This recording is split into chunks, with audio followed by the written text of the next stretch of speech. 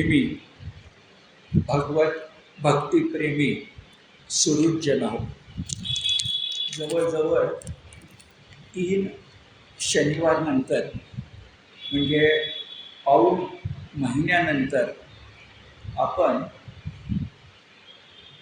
वक्ता श्रोता संवाद अशा भूमिकेतून एकमेकासमोर आलो आहोत.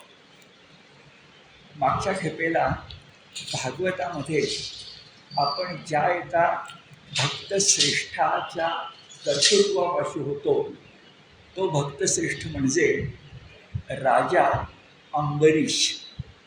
आणि राजा अंबरीशाचं नाव हे वारकरी संप्रदाय किंवा आपला भागवत धर्म याला अत्यंत प्रिय असणाऱ्या एकादशीशी जोडलं गेलेलं आहे. एकादशीचं महात्म्य की अंबरीश आपला राजा आणि अंबरीश राजा म्हटलं की एकादशीचं महात्म्य. एकाच नाण्याच्या 2 बाजू असाव्या अशा प्रकारची स्थिती आहे.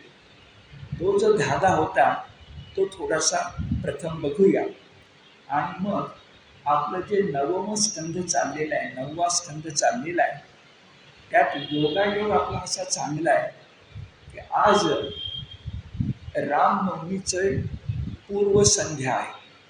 म्हणजे उद्या रामनवमी आहे आणि आपली भागवतातली कथासुद्धा प्रभू रामचंद्राचीच येणार आहे. हा एका अर्थानं योगायोग आहे की आपण मध्यंतरी जी काही सुट्टी घेतली काही कारणानं त्याचा तो योगायोगानं झाला सुपरिणाम. रामाची कथा हे रामनवमीच्या आदल्या दिवशी वक्ता आणि श्रोता या दोघांनाही गायला मिळणे हे सुद्धा भाग्य. आणि नुसता रामच नव्हे तर पुढच्या शनिवारी त्याच्या पुढच्या शनिवारी रामाच्या आधीचा अवतार परशुराम त्याची पण कथा येणार आहे. आणि राम आणि परशुराम हे जरी श्रेष्ठ देवाचे अवतार असले, देवाचे श्रेष्ठ अवतार असले तरी भागवताच्या मांडणीमध्ये ते शुक्र ताऱ्यासारखे. हा जो भगवान श्रीकृष्ण आहे दशमस्कंध, त्याच्या आधीच्या 9व्या स्कंधात दशमस्कंधात जो सूर्योदय होणार आहे त्याची 9व्या स्कंधामध्ये शुक्र ताऱ्याची प्रभा ही आपल्याला दिसणार आहे. म्हणजे राम आणि परशुराम हे श्रेष्ठ खरे पण व्यासकार भागवतकारांच्या नजरेतून ते शुक्र ताऱ्यासारखे तेजस्वी. कारण सूर्यनारायण म्हणजे 8वा अवतार भगवान श्रीकृष्ण हा दशमस्कंधापासून आपल्याला भेटणार. पण त्या श्रीकृष्णाचं एक नाव सुदर्शन सुद्धा असू शकतं. एक नाव सुदर्शन सुद्धा असू शकतं. सुदर्शन म्हणजे काय? सुदर्शन अत्यंत देखणा आहे. जसा प्रेमाचा देव मदन आहे, त्या मदन तो जो आहे तो श्रीकृष्णाचा मुलगा झालेला आहे. त्या मदनाचा मुलगा म्हणजे प्रद्युम्न, त्याचा मुलगा म्हणजे उषा अनिरुद्ध, त्या प्रेमकथेमधला अनिरुद्ध. आता मदन जर त्याच्या पोटी जन्मास येत असेल तर तो स्वतः किती देखणा असेल हे काही सांगायला पाहिजे. आणि असं असल्यामुळं तो भगवान श्रीकृष्ण खरंच मदन पिता आहे. सुदर्शन हे त्याचं फक्त चक्रच नाही आहे, तो स्वतःही सुदर्शन आहे. आणि हा संदर्भ सगळा अंबरीशाशी आहे. म्हणून तो धागा आपण पकडून घेऊया. गेल्या खेळताना आपण 4-5 गोष्टी बघितल्या त्या अशा. अंबरीशाची जी कथा आहे ही कथा आपल्याला भक्तीची काही रहस्य सांगते. कथा म्हणून छानच आहे, आठवते तुम्हाला सगळ्यांना. कथा म्हणून छानच आहे पण कथेमध्ये काही रहस्य आहे.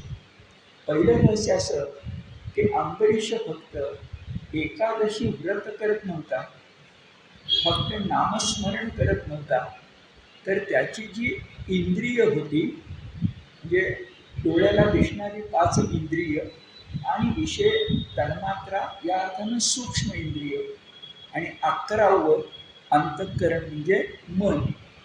ही 11ही इंद्रिय, एकादश इंद्रिय आणि एकादशी.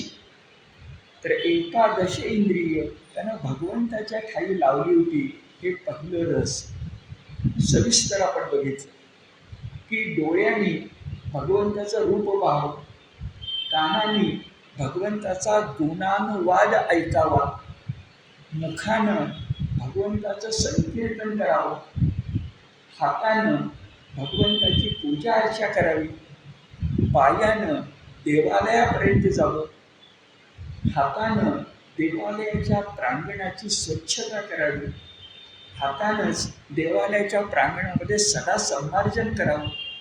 अहो करावं तितकं थोडं आहे, पण ही आपली दशेंद्रिय आणि अंतःकरण आपण त्या भगवंताच्या सेवेमध्ये लावणार की नाही हा प्रश्न आहे. आणि ते पहिलं रहस्य. दुसरं रहस्य असं की दुर्वासाची कथा आपल्याला काय सांगते.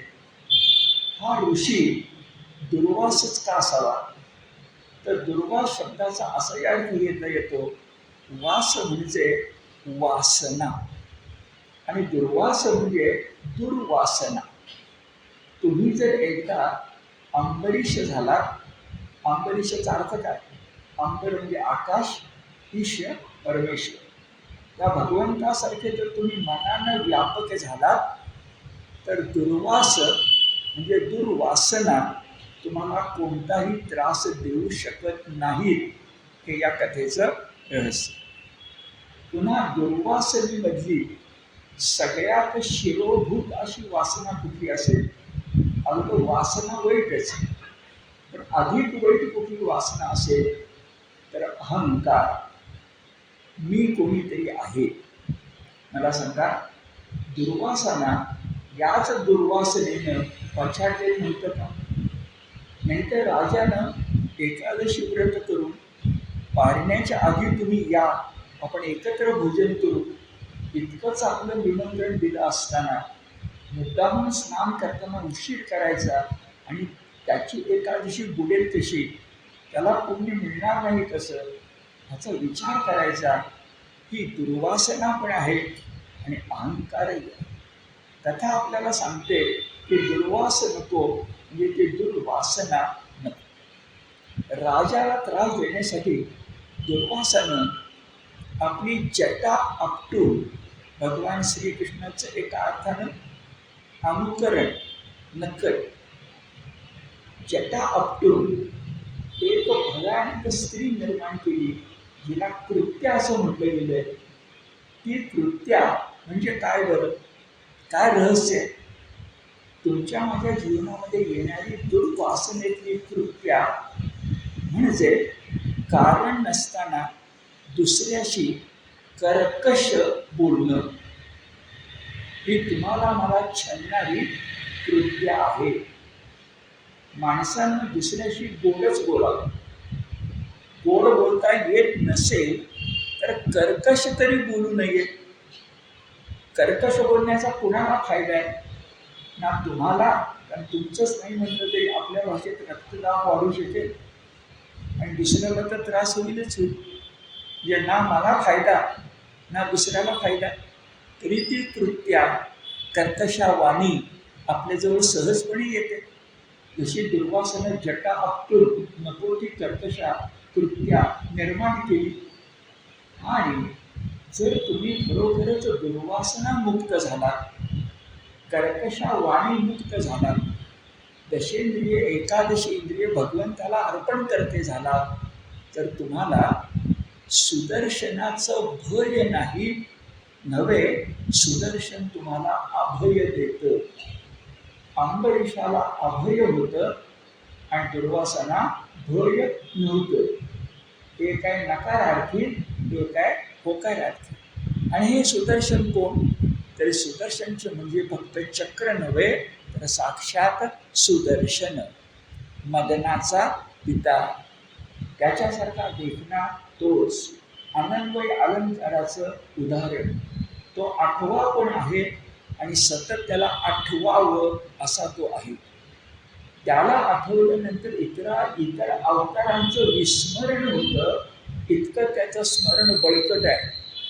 एकदा कृष्ण भक्त झाल्यानंतर रामभक्त, दत्तभक्त, गणेश भक्त सगळेच त्याच्या पोटामध्ये येतात. तो महासागर आहे आणि बाकी सगळ्या गंगा यमुना. इतकं भक्तीचं रहस्य 9व्या अध्यायाच्या अंबरीश कथेतून आपल्याला मिळालं. आता पुढं हा नवम स्कंद काय किंवा दशम स्कंद काय, सगळंच भागवत काय, हे कुणाच्या कथा सांगतो बरं? तर राजांच्या, राजर्षींच्या, भक्तांच्या आणि भक्त श्रेष्ठांच्या. म्हणजे भागवत खूप मोठं आहे, पण भागवताचं लहान मुलांना आपण एका वाक्यात वर्णन करायचं म्हटलं तर कथा आहे, भक्तीच्या कथा आहे. भक्ती हीच शिरोधारी आहे, शिरोमणी आहे. पण कोण कोण? राजा, राजर्षी, ऋषी, ऋषीश्रेष्ठ. आणि एवढं म्हटलं की नंतर तुम्हाला मी 20-21 लोकांची यादी सांगणार आहे. आत्तापर्यंत कोणता आपण बघितले ते 21, आणि ते सगळे राजा, राजर्षी, भक्त, भक्त श्रेष्ठ याच्यामध्येच मोडणारे आहे. ही केवढी विशेष गोष्ट आहे बघा. आणि अशा भक्त आणि भक्तांच्या कथा सांगताना भगवंताच्या कथा सुद्धा त्या ठिकाणी आपोआपच येतात. आता ऋषी जरा बाजूला ठेवूया आणि आपण राजा हा जर वंश घेतला तर संबंध भागवतामध्ये 2च वंशांच्या कथा आहेत. एक आहे सूर्यवंश आणि एक आहे चंद्रवंश. याचा अर्थ असा की आपल्याकडे अनेक मोठे वंश झाले. उदाहरणार्थ रघुवंश आणि यदुवंश. रघुवंशामध्ये प्रभू रामचंद्र आणि यदुवंशामध्ये भगवान श्रीकृष्ण. पण ते मोठे असून सुद्धा वंश मात्र 2च आहेत. उदाहरणार्थ पुढं कथा येणार आहे पण सुतोवाच करून बोलतो. रामाच्या आधीचा अवतार परशुराम. हा परशुराम श्रीरामाप्रमाणे सूर्यवंशातला नाही आहे तर चंद्रवंशातला. हे फारसं आपल्याला माहिती असत नाही. राम म्हटलं की सूर्यवंश, परशुरामही सूर्यवंश, अशी एक आपली समजूत होऊन जाते. पण जमदग्नी ऋषी, त्यांचा पुत्र जामदग्नी परशुराम, भगवंताचा 6वा अवतार, असा विलक्षण अवतार.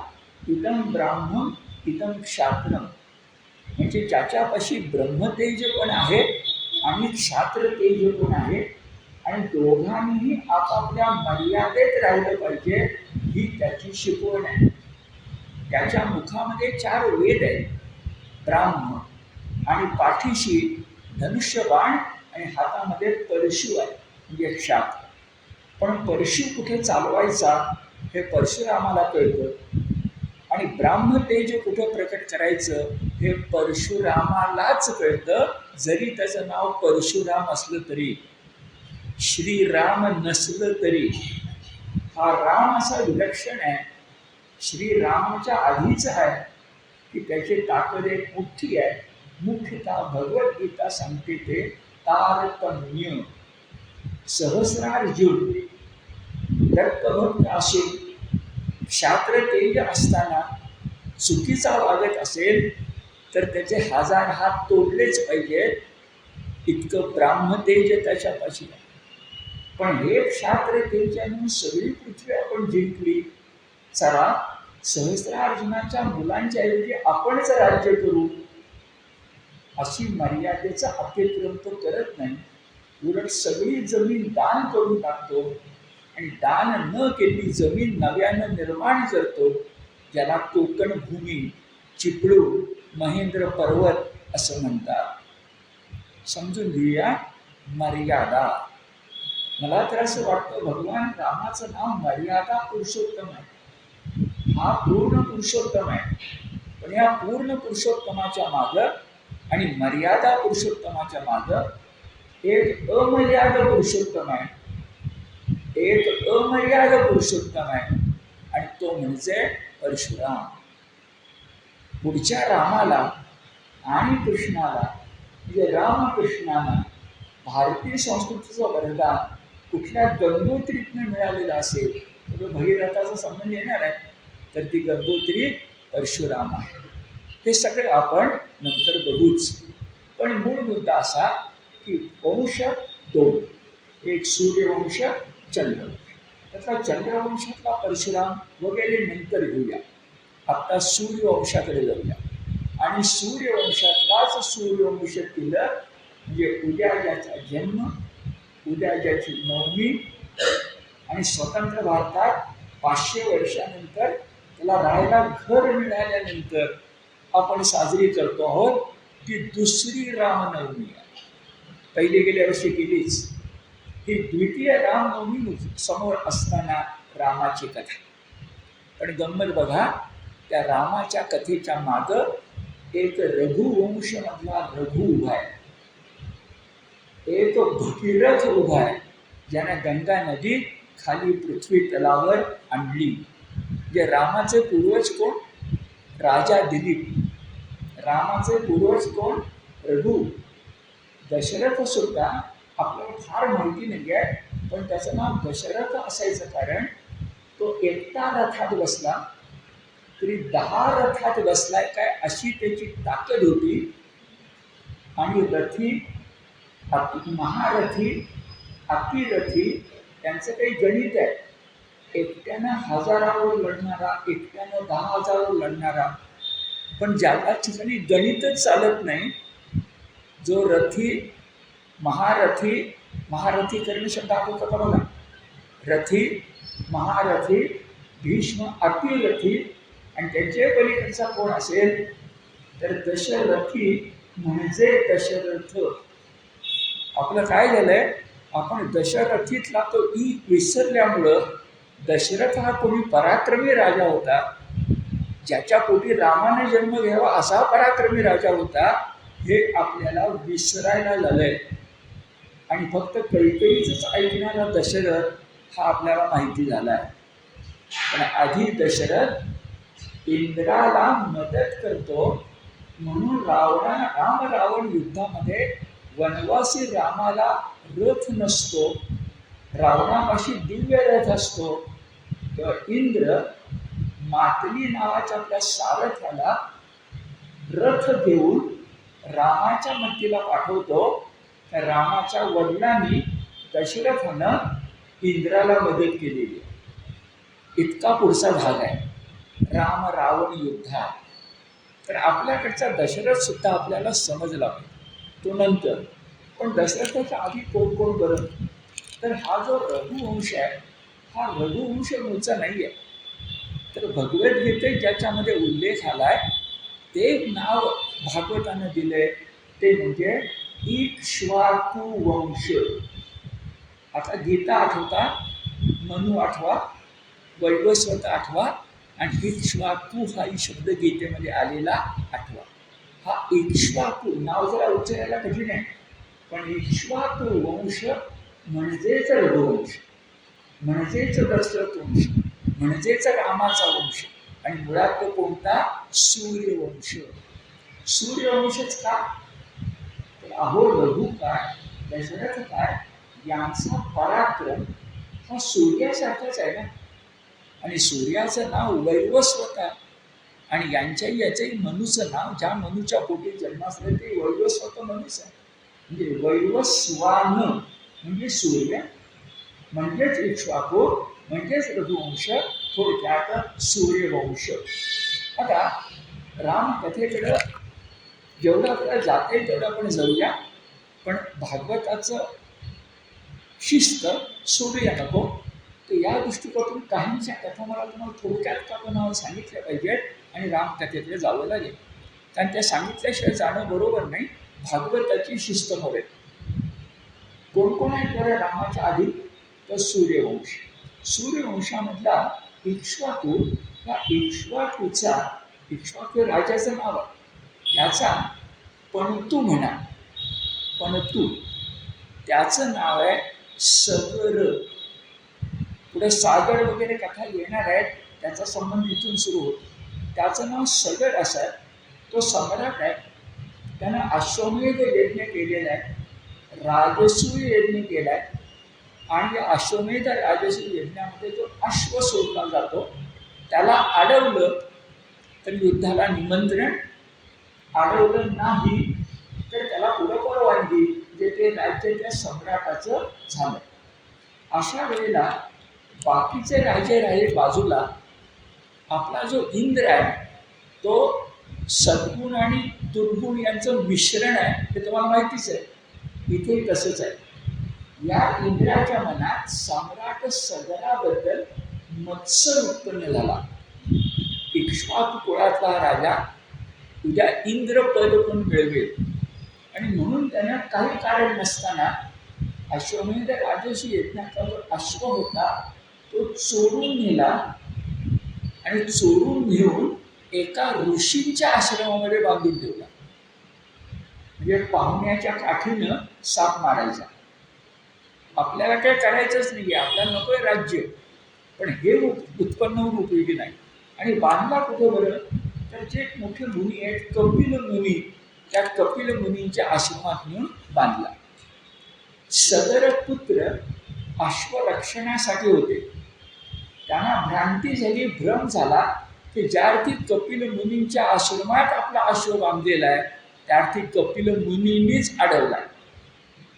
भ्रांती झाली. कारण झटका कळायला पाहिजे होतं की एक ऋषी आपला अश्व कशाला अडवेल, त्याला कुठं राज्य मिळवायचं. पण असा विचार मनात येत नाही. अविचार डोकं वर काढतो, आणि कपिल मुनींच्यावरच त्यांनी संशय घेतला, आणि कपिल मुनींच्यावर जाऊन त्यांनी हल्ला करायचा प्रयत्न केला. तेव्हा कपिल मुनी नाही म्हटलं ते रागावले, आणि त्यांनी जी चूक केलीच नाही आहे त्याबद्दल आपल्याला शिक्षा मिळते म्हटलं रागावले. आणि त्यांनी तिसरा डोळा शंकराप्रमाणे उघडला, आणि ते सहकारी पुत्र होते. आता किती होते, अद्भुत भाषेत बोलायचं म्हणजे हजारो, 1000, ते सगळे भस्मसात झाले. ही बातमी जेव्हा सगळं राजाला कळली तेव्हाही वाईट वाटलं, कारण की त्याच्याच पुत्रांनी कपिलाच्या बाबतीत चूक केली होती. तेव्हा दुसरा जो होता अंशुमन असं त्याचं नाव आहे, तो आपल्या वडिलांची म्हणा, कारण त्याला नातू म्हटलं गेलं. म्हणजे एक लक्षात घ्या तरी आयुर्मान खूप मोठा आहे, कारण आजोबा पण आहेत, वडील पण आहेत, नातू पण आहे, आणि नातू 25 आहे, असा आयुर्मान आहे. अशा त्या अंशुमननं योग्य विचार केला की आपल्या वडिलांनी सगळ्या पुत्रांनी जी चूक केली आहे त्याच्याबद्दल कपिल मुनींची जाऊन क्षमा मागितली. त्यांनी लगेचच क्षमा केली. मात्र म्हणाले जे घडलंय ते घडलंय, तुझ्या वडिलांची चूक घटना घडली, भस्म पडलंय. या भस्मातून तुझे पुत्र पुन्हा जर तुझे वडील जर पुन्हा जन्मास यायला पाहिजे असले तर नियतीला आपण काही त्रास देऊ शकत नाही, तिचा नियम ठरलेला आहे. एकच आपल्याला करता येईल ते म्हणजे अजूनपर्यंत भारतामध्ये एका गोष्टीची कमी आहे, ती म्हणजे स्वरगंगा अजून भूमीवर गंगा म्हणून आलेली नाही. ती जर आणण्याचं आकोट विकोट काम तुम्ही केलं आणि त्या गंगेचा प्रवाह जर या ठिकाणी आला तर हजारो पुत्र भस्म होऊन पडलेत, त्यांना पुनर्जीवन संजीवनी मिळेल. हे मनामध्ये ठेवलं की गंगेचं महत्त्व कळतं, मग कुंभमेळ्याचं कळतं, आणि 60 कोटी लोक तिथं गेले याची चेष्टा करायला जीभ धजावत नाही. कारण भागवतापासून गंगेचं महत्त्व आम्हाला सांगितलं गेलंय आणि आम्हाला ते प्राणप्रिय आहे. पण भागवतकार किती जाणीव करून बोलतायत बघा. स्वर्गातली गंगा पृथ्वीवर जर आणली तर तिचा जलप्रपात एवढा भव्य दिव्य असणार आहे की बिचाऱ्या पृथ्वीला म्हणजे तिच्या जमिनीला हा जलप्रपात सहन होईल असं नाही. म्हणून भागवतकार म्हणतात की कपिल मुनींनीच आता कुणाला सांगितलं, आता त्या अंशुमनचा मुलगा आला भगीरथ, त्याला सांगितलं की एक मध्ये टप्पा करावा लागेल, जलप्रपाताचा आवेग वेग कमी करावा लागेल, आणि ही ताकद फक्त शंकराच्या मस्तकाची आहे आणि कुणाचीही नाही. म्हणून मग भगीरथाने शंकराची प्रार्थना केली. शंकर प्रसन्न झाले. ही गंगा एक टप्पा म्हणून त्यांच्या मस्तकावर गंगावतरण करती झाली. कधी कधी आपण चित्रे बघतो, शंकर उभे आहेत आणि गंगा मस्तकी आली आहे. गंगा असून शंकराच्या जटेमध्ये ती लपली, एवढे शंकर महादेव आहेत. तिला पुन्हा जटेतून बाहेर काढण्यासाठी सुद्धा भगीरथाला प्रार्थना करावी लागली. आणि ती भगीरथानं प्रार्थना केली. आणि आश्चर्यकारक गोष्ट, स्वर गंगेला पहिलं नाव मिळालं ते म्हणजे भागीरथी. गंगेचे अनेक नाव आहेत आणि गंगेला जितक्या उपनद्या मिळतात ना, त्यांना सुद्धा गंगा म्हणतो म्हणून ते नावही मिळतं. उदाहरणार्थ मंदाकिनी. मंदाकिनी एक स्वतंत्र नदी आहे. मंदाकिनी स्वतंत्र नदी आहे, पण आपण गंगेला मंदाकिनी म्हणतो. जुन्या काळचा चित्रपट आठवा, राम तेरी गंगा मैली.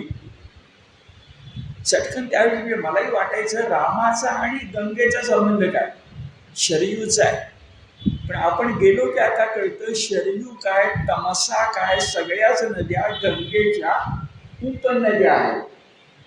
पण ती गंगा जेव्हा राज कपूर म्हणतायत तेव्हा ती शरयूच आहे.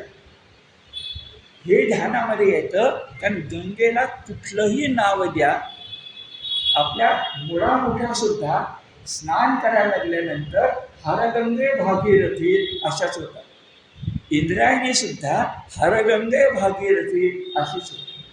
गंगेचे सामर्थ्य आहे, पण भगीरथी नाव मिळाले. जरा भागवतापासून बाजूला जातो आणि गोष्ट तुमच्या लक्षात आणून देतो की गंगा ही भगीरथानं आणली. ही खरंच भारतवर्षातली, प्राचीन भारतवर्षातली, आजच्या भाषेत बोलायचं तर इंजिनिअरिंग शास्त्रातली सगळ्यात मोठी गोष्ट आहे. आपल्या पुण्याला कात्रजच्या तलावामध्ये पाणी आणून पुण्याला पाणी आणण्याचं काम थोरल्या बाजीरावांचा मुलगा नानासाहेब पेशवे जर करू शकतात, तर हिमालयातली गंगा, कारण सगळ्या नद्या हिमालयात उगम पावल्या आहेत, सरस्वती असो, सिंधू असो, यमुना असो, ब्रह्मपुत्र असो, ही जी कोणी गंगा होती त्या गंगेला खाली आणणारा, खरंच डोंगरावर पडणारं पाणी जमिनीवर मिळालं पाहिजे हे करणारा, पाट वाढणारा, पाट शब्द पटणार नाही पण समजण्यासाठी वापरतो, एक इंजिनियर या देशामध्ये जन्मास आला, त्याचं नाव भगीरथ. आता हे मी बोलायला तुम्ही म्हणा की दातार सर भारताच्या प्रेमापोटी बोलत आहे की भगीरथ म्हणजे इंजिनियर. पण मी तुम्हाला एक कादंबरी लिहिणाऱ्या मोठ्या व्यक्तीचं नाव सांगतो, त्यांनी काय नाव दिले ते सांगतो, आणि मग भगीरथाला जर मी इंजिनियर म्हटलं तर चूक नाही, तुम्हाला पटेल. आपल्या देशात स्वतंत्र भारतात 1947 नंतर 50-52 दरम्यान पंचनद्यांच्या प्रदेशात म्हणजे पंजाबमध्ये पहिलं सगळ्यात मोठं धरण बांधलं गेलं. त्याचं नाव आहे भाकरा नानगल. ते धरण बांधण्यासाठी प्रचंड कष्ट पडले, कारण नद्या त्या विलक्षण सामर्थ्यशील आहेत. आपल्यासारख्या छोट्या नद्या महाराष्ट्रासारख्या नाही आहेत त्या. आपल्याकडे मोठी नदी म्हणजे गोदावरी, पण तिकडच्या नद्या गंगाच आहेत. अशा वेळेला आपण जर विचार करायला लागलो तर भाकरा नानगल धरण हे स्वतंत्र भारताच्या इंजिनिअरिंगनी बांधलेली पहिला चमत्कार होता. त्यावेळी सोव्हिएट युनियन खूप मोठं होतं. त्या सोव्हिएट युनियनच्या रशियन शास्त्रज्ञांना सुद्धा, इंजिनियरना सुद्धा कौतुक वाटलं, एवढं पहिलं काम आपल्या भारतातल्या इंजिनियरनी केलं. ही वस्तुस्थिती आता मला पाहिजे ते. या घटनेवर, भौतिक घटनेवर मराठीतली एक अप्रतिम कादंबरी लिहिली गेली आहे. लेखक गोनी दांडेकर आहेत आणि कादंबरीचे नाव आहे आम्ही भगीरथाचे पुत्र. जे गोनी दांडेकर शिवशाही लिहितात, जे गोनी दांडेकर माचीवरला बुधा, पवनाकाठचा धोंडी किंवा अन्य मृण्मयीसारख्या कादंबऱ्या, अनेक कादंबऱ्या, किती नावं सांगू.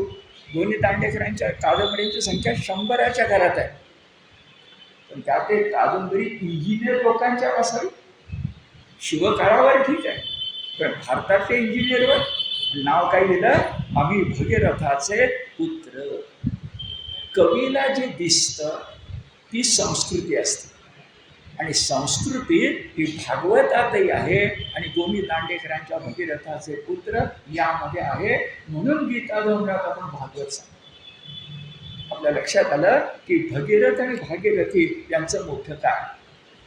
आता पुढे जायला लागलं तर अजून रामकथेकडे जात असताना त्या रघुवंशातली आणखी 2 माणसं सुद्धा आपल्याला भेटणारी आहेत. आणि एक जण चुकीचं वागून आणि एक जण फार चांगलं वागून आपल्या रामकथेकडे नेणार. चुकीचं वागलेला रघुवंशातलाच आहे. त्याचं नाव आहे कलमाशपाद. आणि चांगलं वागलेला त्याचं नाव आहे खटवांग. तुम्हाला ही 2 नावं कुठे ना कुठेतरी ऐकून माहिती आहेत. त्यांच्या कथा भागवतात आहेत. थोडक्यात बघून आपण पुढे जाऊ. कोण हा कलमाशपाद? तर आता जो भगीरथाचा वंश मी सांगितला त्या भगीरथाच्या वंशात नंतरच्या कालखंडात 2 राजे एका पाठोपाठ जन्मास आले. पहिल्याचं नाव कलमाशपाद. काय असं नाव पडावं बरं?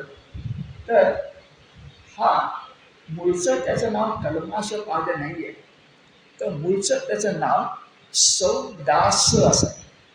हे नावही मोठे छान आहे. आपण वेदाचा अभ्यास करायला लागलो ऋग्वेदाचा, तर त्याच्यामध्ये एक महायुद्ध झालेलं आहे. आपल्याला 2 महायुद्ध माहिती आहे, तिसरं होऊ नये अशी आपली प्रार्थना आहे. पण वेदामध्ये एक महायुद्ध झालेलं आहे, ते 10 राजांनी केलेलं आहे. त्याला दाशराज्ञी युद्ध असं म्हणतात. ऋग्वेदात वर्णन आहे दाशराज्ञी युद्ध. त्याच्या एका राजाचं नाव सुदास असं आहे. आता तोच ह्याच्या संबंधित आम्ही म्हणत नाही आहे, पण त्या सुदासाचा मुलगा म्हणजे सौदास, हे त्याचं मूळचं नाव आहे. त्यानं एकदा शिकारीला गेल्यानंतर एका राक्षसाला ठार मारली.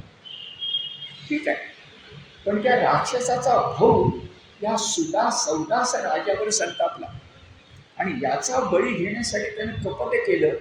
म्हणजे तो राक्षसाचा भाऊ, मेलेल्या राक्षसाचा भाऊ राजाच्या मुदपाक खाण्यामध्ये, स्वयंपाकघरामध्ये आचारी म्हणून राहिला.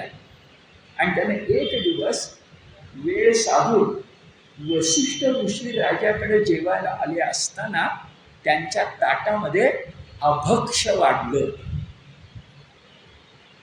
वसिष्ठांच्या ताटात पडलेलं अभक्ष बघितल्यानंतर राजाच्या लक्षामध्ये आलं की चूक झाली, पण तोपर्यंत चूक होऊन गेली होती. वसिष्ठांना बरं वाटलं नाही आणि खरं तर वसिष्ठांनी संताप नाही. पण शेवटी वसिष्ठ काय, विश्वामित्र काय, कोणीही झाले तरी ऋषी हे शेवटी तुमच्या माझ्यासाठी माणसंच आहे, हे ध्यानामध्ये घ्या. ती नराची नारायण झाली, पण मुळात ती नरच आहे. हे एकदा मान्य केलं की बरेच प्रश्न सुटतात. अगदी मी पुढं तुम्हाला जमदग्नींची ऋषींची कथा सांगणार आहे की त्या जमदग्नींनी आपल्या पत्नीला मारण्याची आज्ञा का दिली आहे, हा आजही आपल्याला पडणारा यक्ष प्रश्न आहे. कथा माहिती असेल तर मी काय म्हणतो तुमच्या लक्षात येईल, नाही तर आपण सविस्तर नंतर बोलणारच आहोत. जमदग्नी ऋषींनी परशुरामाच्या वडिलांनी, तर ते कसे तुम्हाला मी टाकून देतो, ते नुसते जर रागीत नाही आहे, फार वेगळे आहे. आणि ते असं का वागतात प्रश्न पडू शकतो. उत्तर, नर माणूस, त्याला काही इलाज नाही, 3.5 हात देह. बर, सौदासानं वसिष्ठांची क्षमा मागायचा प्रयत्न केला, पण उशीर झाला. त्या वसिष्ठांनी आपल्या सौदासाला शाप दिला.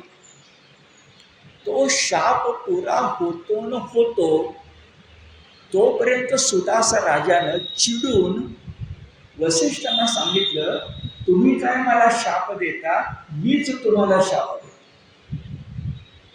तेव्हा धावत धावत त्याची पत्नी जवळ आली आणि म्हणाली, ते किती रागावले वसिष्ठ, तरी ते रागावू दे, शाप दिला तर उशाप देतील, पण तुम्ही एकदा ऋषीने शाप दिला तर तुम्हाला उशाप मिळण्याची शक्यता नाही. असं पत्नीनं पतीचे कान टोचले. भागवत आपल्याला बरोबर सांगतात काय व्हायला पाहिजे ते. तर पत्नीनं पतीचे कान टोचले, पण आमचे पतिराज इतके संतापले होते की तोपर्यंत त्यांनी हातामध्ये मंतरलेलं पाणी घेतलं होतं वसिष्ठांच्यावर टाकण्यासाठी आणि वसिष्ठांना शिक्षा व्हावी म्हणून.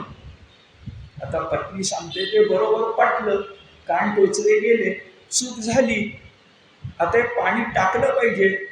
पण भांबावलेल्या राजानं पाणी दूर फेकण्यापेक्षा आपल्याच पायावर पडेल अशी व्यवस्था केली.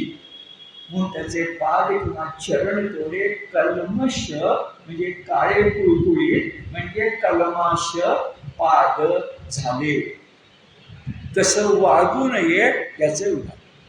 आणि तसं वागावं याची कथा म्हणजे खटवांग राजा. ते नावच काय कळत नाही आपल्याला. खट अधिक अंग केलं तर ट लागू होत नाही, ते खटू असायला पाहिजे. आणि खटू शब्द माहिती नाही, कटू शब्द आपल्याला माहिती आहे, पण आहे नाव मात्र. आणि इतकं नाव महत्वाचं आहे की पुढची कथा तुमच्या लक्षात येईल. खटवांग कुठला वंशातला? सूर्यवंश म्हणजे रामवंशातलाच, रघुवंशातलाच. हे सगळे रघुवंशातले राजे पुढे दशरथाची कथा सांगितली. इतके पराक्रमी आहेत की ते राज्य करतात पृथ्वीवर आणि मदतीला जातात देवाच्या. उलटं घडलं तर ठीक आहे, पण हे उलटं वाटतं. सुलटं घडलं तर ठीक आहे, उलटं वाटतं. तसा खटवांग राजा सुद्धा एवढा ताकदवान होता की तो इंद्राच्या मदतीला गेला. इंद्राने त्याला खूप मोठं समाधान व्यक्त केलं. पण ज्या दैत्यानं त्यानं मारलं होतं इंद्रासाठी म्हणून, त्या दैत्यांचा नाश झाला. खटवांग आनंदी म्हणून परत आला.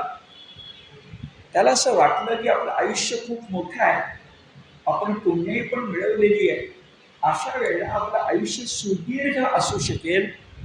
पण आकाशवाणी झाली आणि आकाशवाणीने सांगितलं की काहीही झालं तरी नियती ही विलक्षण आहे.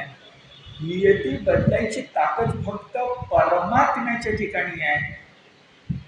ब्रह्मा विष्णू महेश यांच्या ठिकाणी सुद्धा नाही. त्या नाही म्हटलं तरी ते अवतार आहेत आणि तो परमात्मा आहे. परमात्मा निर्गुणच असतो.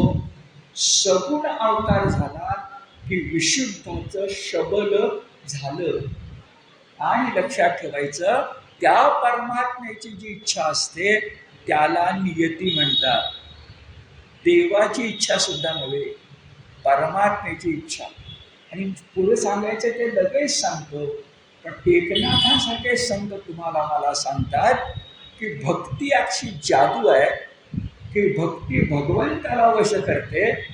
आणि भगवंत जरी सगुण असला तरी तो निर्गुणाला वश करतो. ही फक्त भक्तीची ताकद आहे.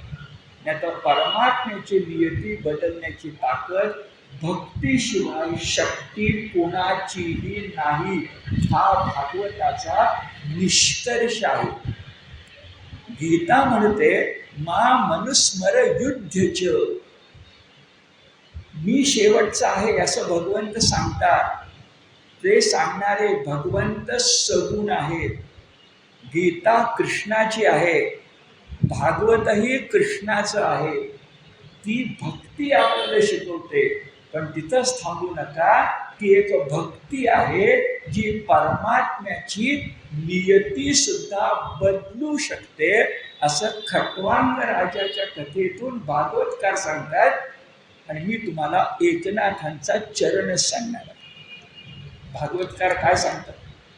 खटवांग राजाला परत येताना अशनी पाठ म्हणजे डोक्यावर वज्राघात किंवा वीज पडावी तसं आकाशवाणी ऐकू आली की राजा, मोठं यश मिळवून तो परत आलास खरं, पण तुझं आयुष्य आता फक्त 48 मिनिट शिल्लक आहे. काय माणसाला वाटेल सांगा, ते 48 मिनिटं मी कुठून काढली? तर मूळ भागवतामध्ये 2 घटका म्हणजे घटिका म्हटलेलं आहे. आपल्याकडे तास हे परिमाण आहे. तास, घटिका, कलाक, पळ असं बरंच मोठं गणित आपल्याकडे आहे. तास वाजे ठाणाणा, आयुष्याचा नाश होतो राम काळे म्हणाना वगैरे माहिती आहे आपल्याला. पण आता तास नको, घटिका. आणि 1 घटिका म्हणजे आपल्या इंग्रजी गणिताप्रमाणे 24 मिनिट. 1 घटिका म्हणजे 24 मिनिट. पूर्ण आयुष्य किती? 2 घटिका. आणि त्या 2 घटिकेत भक्ती करायची आहे. देवाने आपला 100 वर्षाचं आयुष्य दिले. आपण करतो का न करतो भाग वेगळा, पण त्या परीक्षितेला फक्त 7 दिवस. खटवांग त्याचे पुढं पाऊल आहे. 7 दिवस कुठले? 48 मिनिटं. पण बघा, भक्ती शक्ती अशी आहे की इथं सांगितलंय त्या खटवांग राजानं 48 मिनिटामध्ये एवढी निश्चित भक्ती केली की सगळ्या भक्तांना जे पाहिजे असतं, जरा वेगळं आहे, सगळ्या भक्तांना जे पाहिजे असतं ते नव्हे, त्याच्या पलीकडचं मिळालं. सगळ्या भक्तांना काय पाहिजे असतं? तुका झाला पांडुरंग. पण हे मागणं सुद्धा सगुणापुरतं आहे. गणिती भाषेत बोलायचं तर तुका झाला पांडुरंग नाही चालणार, तुका झाला परमात्मा व्हावं लागेल. आणि खटवांगानं भक्तीनं परमात्म स्वरूप मिळवलं, हे भागवताचं तुम्हाला मला सांगणं आहे. बाकीचे राजे सगळे फिके पडले की मला सांगा. भगीरथ सुद्धा, कारण हा तर परमात्म स्वरूप झाला. तर कशावरून? मी तुम्हाला भागवतातलं संस्कृत वचन वाचून दाखवतो.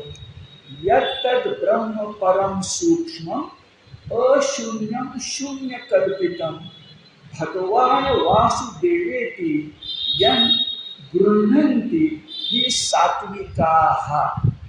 भगवान वासुदेवाची भक्ती जे करतात त्यांना सात्विक म्हणतात. भगवद्गीतेमध्ये सत्व रज तम, पण 17वा अध्याय 18वा अध्याय काय सांगितलंय? सात्विको भव. दासबोध काय सांगतो? सात्विको भव. म्हणजे तुमच्या माझ्या दृष्टीने चरमसीमा. पण खटवांगाला फक्त सात्विक म्हणजे परमात्माच्या जवळ जायला मिळालं नाही. त्या ज्या 4 मुक्ती आहेत त्याची 4थी मुक्ती मिळाली. कशावरून? यत्तद् ब्रह्म. अहो, ज्याला ब्रह्म म्हणतात तो परमात्मा.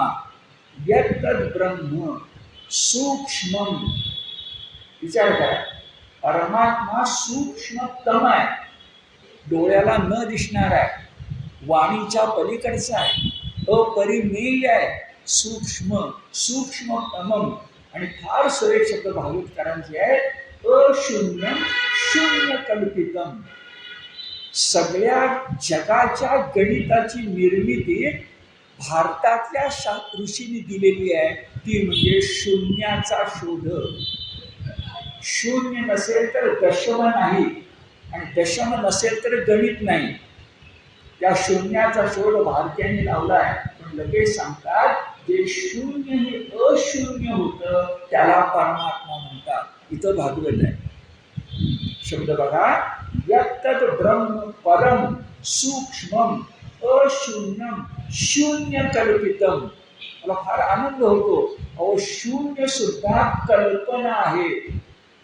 विचार करा, जगातलं विज्ञान ज्या गणितावर आधारलंय ते गणित शून्यावर आधारलंय, आणि शून्य ही कल्पना आहे. हे आम्हाला 1000 भागवतकारांना भगवद्गीतेला आजच्या मागं 5000 वर्ष कळलं.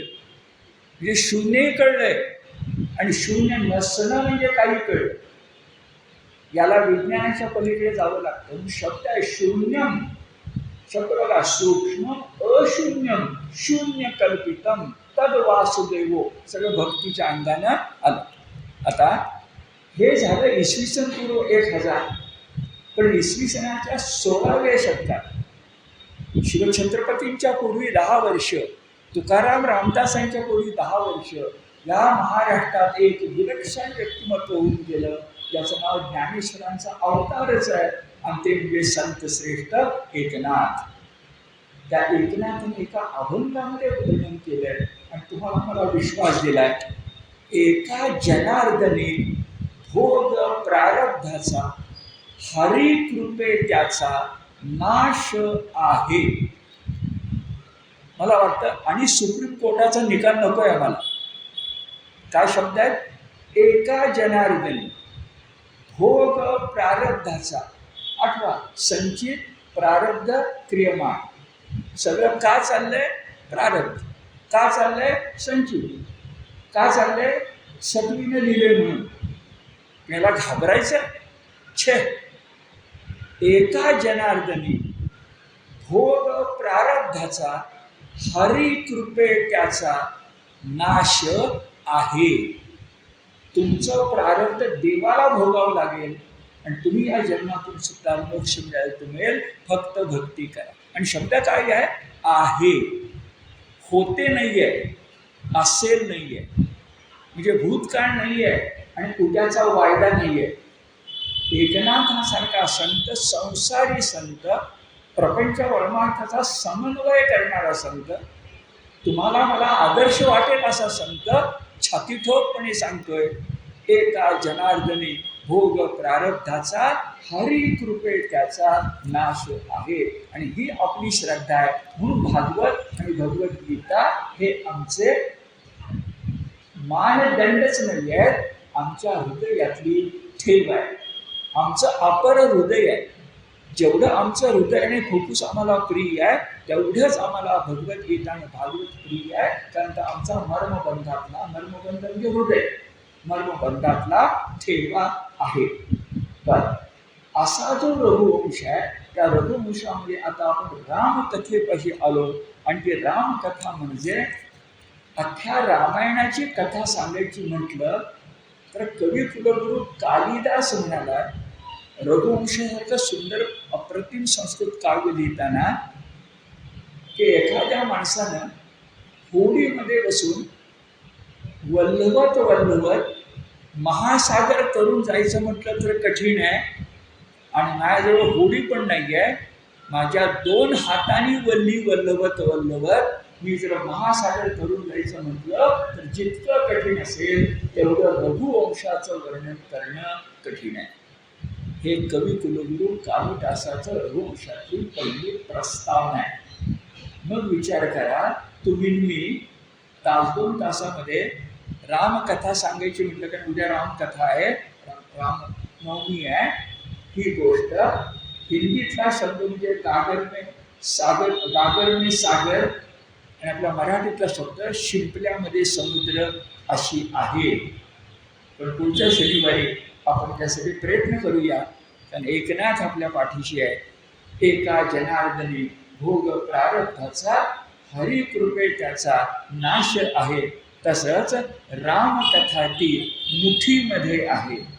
ते रामकथा सुद्धा आमच्या हातामध्ये येऊ शकेल. आकाशीचं ते गीत रामायण सुंदर वाक्य ना, आकाशाशी जडले नाते धरणी मातेचे, स्वयंवर झाले सीतेचे. आज 7 दिवस पुण्यामध्ये इतक्या ठिकाणी गीत रामायण चाललेली आहे. तुम्ही आता लगेच थांबणार आहे, कारण मला सुद्धा आता पत्रकार भवनामध्ये आपल्याच डॉक्टर गबा कर्दीकर त्यांच्या मुलाचं भावार्थ गीत रामायण ऐकायला जायचं. रामायण त्याला तोड नाही, रामकथेला तोड नाही, आणि रामकथेपाठोपाठ कृष्ण कथेला तोड नाही. किंबहुना रामकृष्णांनाच तोड नाही. आणि एक रामकृष्ण आठवले की विवेकानंद आठवले, आणि विवेकानंद आठवले की भारत आठवला. आपल्यासारखे भाग्यवान आपणच. थांब.